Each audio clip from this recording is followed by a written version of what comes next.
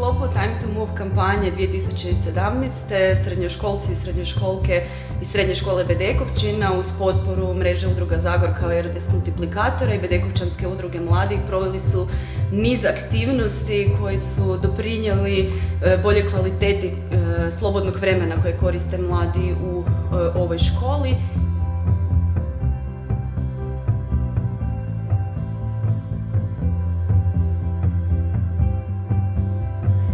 Kampanja Time to Move donijela je još nešto učenicima naše škole. U stvari su uz aktivnost koju su sami radili saznali i puno mogućnosti koje imaju u europskom okruženju kao što je volontiranje, bavljenje različitim aktivnostima u zemlji i Europi.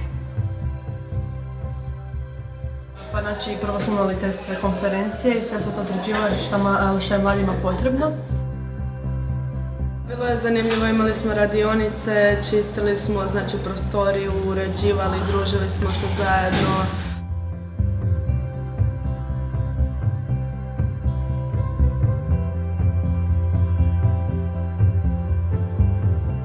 Dobila ideju da nam treba u ovoj školi antistres soba i evo dobili smo ju.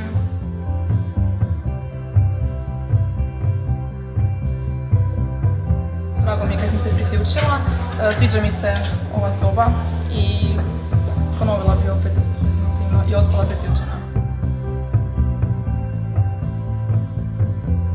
Možete provoditi vrijeme kad ste pod stresom ili kad čekate vlak ili neki drugi prijevoz. Možete učiti isto tako, ali sumnjam da budete tu učili ako niste doma.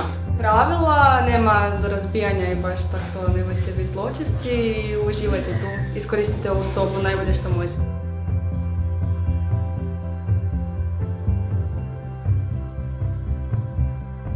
Posebnost ove aktivnosti je u tomu da su ju osmislili i proveli direktno mladi. Znači, mi smo ovdje njima bili support i zapravo smo im davali informacije o europskim mogućnostima, a oni su sami odradili i istraživanje i uređenje i na neki način sklopili antistres sobu i te informacije koje žele prikazati svojim vršnjacima i vršnjakinjama.